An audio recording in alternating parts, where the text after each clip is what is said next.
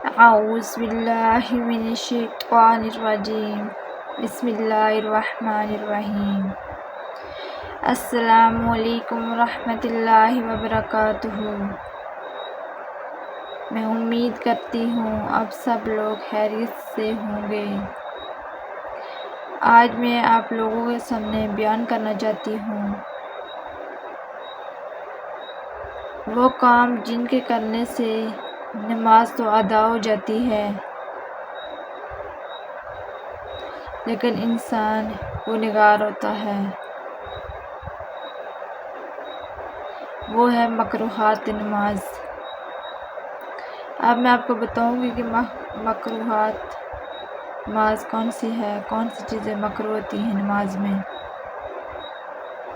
سب سے پہلے پیشاب یا پخانے کو روک کر نماز پڑھنا، یہ بھی مکروہ میں آتا ہے۔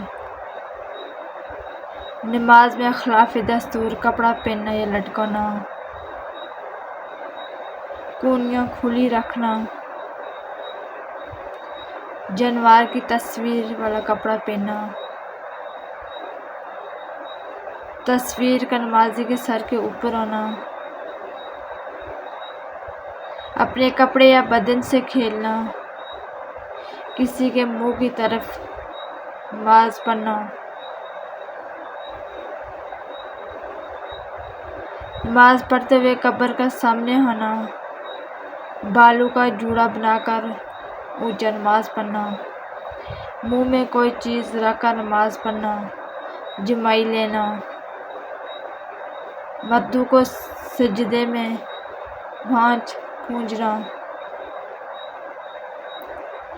سجدے میں ناک زمین پر نہ ٹیکنا، سجدے کی جگہ سے کنکریوں کا ہٹانا، اگلی صف میں جگہ ہونے کے باوجود پیچھے الگ نماز پڑھنا، یہ بھی مکروہات میں آتا ہے۔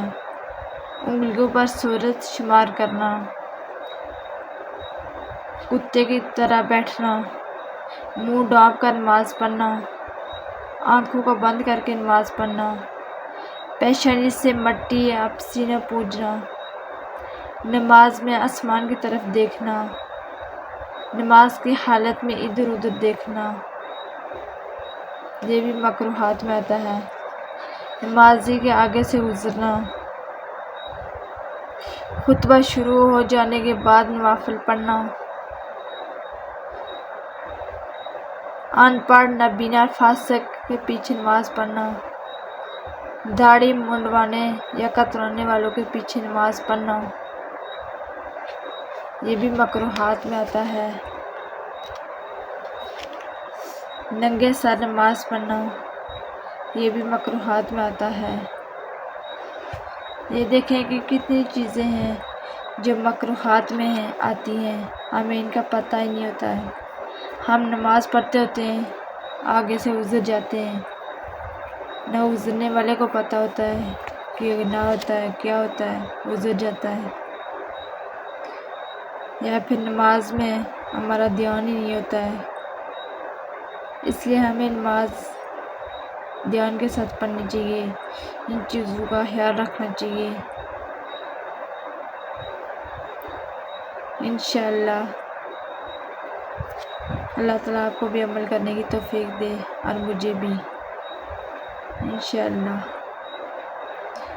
وما علینا الا البلاغ المبین۔